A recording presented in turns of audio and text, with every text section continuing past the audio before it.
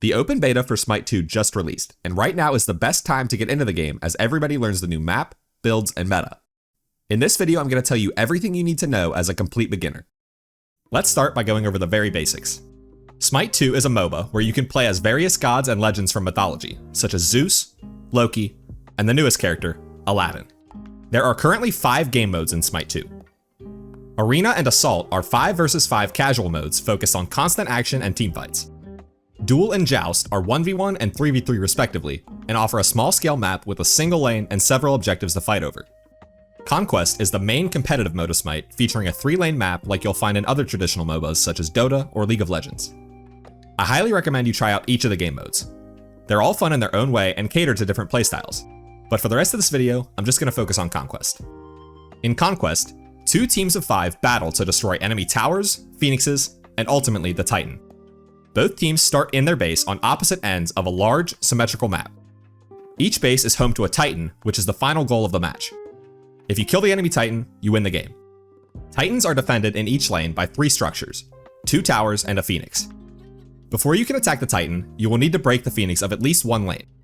Keep in mind that these structures will fight back, so you'll need to coordinate with your team in order to crack open the enemy base.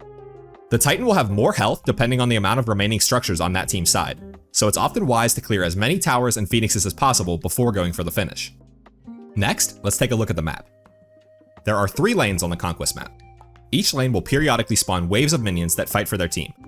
Killing enemy minions grants you golden experience, which will help you strengthen your character throughout the match. For most players in each game, these minions will be the primary source of empowering your god through leveling up and purchasing new items, but more on that later. In between the lanes is the jungle. Throughout the jungle, there are several small camps that drop a buff when slain, which can be picked up to grant the wearer extra bonuses. If you are the jungler, these camps are your primary source of golden XP. There are also a couple of large objectives that will help your team to get stronger and win the game. The Gold Fury gives your team a large amount of golden XP, as well as a permanent buff for the rest of the match. The buff you receive depends on how many times your team has killed the Gold Fury. After she has been slain 3 times by either team, the Ancient Fury will spawn. If your team defeats the Ancient Fury, the enemy's frontmost structures will be significantly weakened, making it much easier to siege their base. On the other side of the map is the Fire Giant, who grants your team a huge buff to damage and regeneration.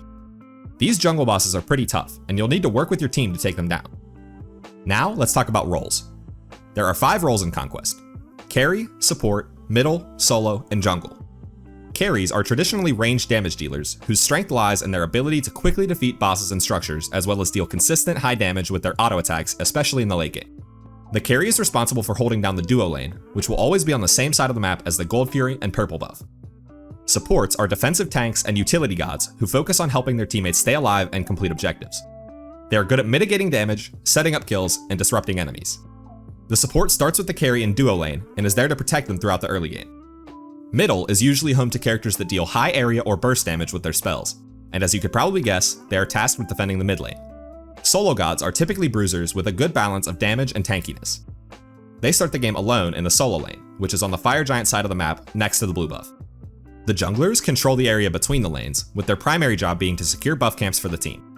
They also roam the map looking to assist their allies throughout the game by flanking and ambushing enemies who are weak or out of position. If you want to know what gods you should play in each role, go check out this video where I suggest 3 beginner-friendly gods for each role in Smite 2. It's time to talk about items. When you start the game, you will have nothing in your inventory. The shop, which can only be used from within your base, grants you access to a wide variety of items that will help increase your damage, tankiness, or utility. At the start of the match, you'll have the option of choosing custom build or auto build. If you're new, I highly suggest going with one of the pre-made builds for whatever playstyle you're going for. This will automatically purchase items for you each time you return to base. These builds are actually pretty effective, especially at the beginner level, so you don't have to feel like you're missing out by not going with a custom build. As you play more games and build experience, you'll learn what works best for you. If you have any questions or want a build recommendation for a specific god, please ask me in the comments. I'm happy to help. And that's it. Please like and share the video if you want to see more guides for Smite 2. Thanks for watching. See ya!